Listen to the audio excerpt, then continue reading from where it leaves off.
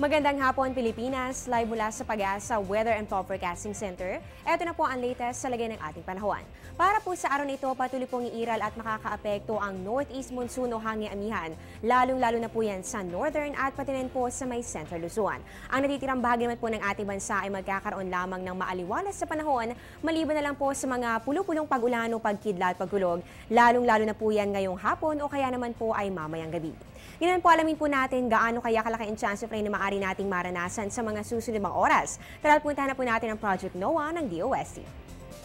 Ito po ang Project NOAA website kung saan meron pong iba't ibang mga kulay dito sa ating mapa ng Pilipinas. So itong mga kulay na ito, meron po yung ibig sabihin, dito po sa ating color scale, meron po yung katumbas na percentage ng chance of rain. So unahin po natin dito sa bahagi ng Luzon, dito po sa may northern Luzon, partikular po sa may Cagayan Valley, pababa po yan dito. Sa eastern section naman ng central Luzon, hanggang dito po yan sa may Bicol region at maging dito rin po sa may bahagi ito ng Palawan, meron po yung 50 to 80%. At ang natitirang bahagi naman po ng Luzon, meron lamang po yung 10 to 30% chance of rain. Dito naman tayo sa may bahagi ito ng Kabisayaan, dito po sa may Eastern Visayas. So yan po ay damay dito ang Samar at ang Leyte. Meron po yung 40 to 50%. At ang natitirang bahagi lamang po ng Visayas ay meron lamang 10 to 20% chance of rain. Dito naman tayo sa mga kababayan natin sa Mindanao area. Para po sa mga residente ng Caraga region na kung medyo malaki po ang chance of rain, meron po kayong 60 to 90%. Kaya naman po kung kayo po ay lalabas ng bahay sa susunod na isa o kaya naman po ay hanggang sa 4 na oras na kung magdala po kayo ng payong para po makaiwas po kayo sa mga pag-ulan at pagkidlat pagkulog. Para naman po sa natitirang bahagi ng Mindanao na kung magandang balita po dahil maliit po ang chance of rain, yan po iaabot lamang ng 10 to 30%. Para po kayo mismo ay makita ang mga detalye ito, puntahan lang po ang aming website sa www.panahon.tv at nandito po ang link para mapuntahan ninyo ang Project NOAA ng DOST. Samantala, malapit na nga po ang Pasko, dapat wala pong malungkot dahil marami pa ring dahilan para ngumiti ang mga Pilipino. Paano nga ba tayo makakapagbahagi ng pag-asa? Alamin po yan sa aming pagbabalik.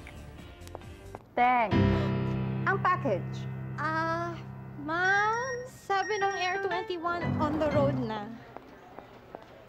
Ano, Teng? Ang package. Ma'am, sabi ng Air 21 na receive na.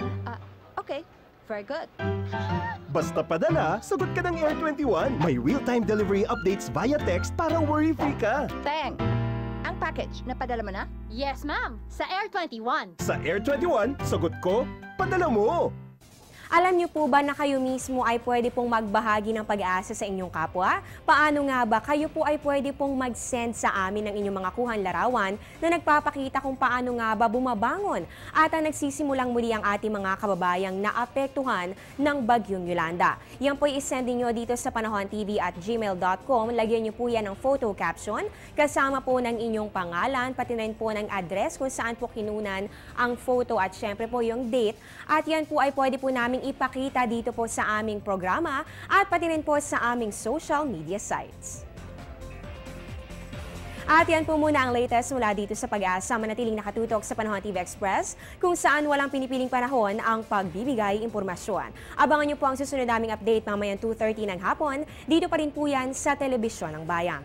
Ako po ang inyong weather lover, Amor La Rosa. Magandang hapon.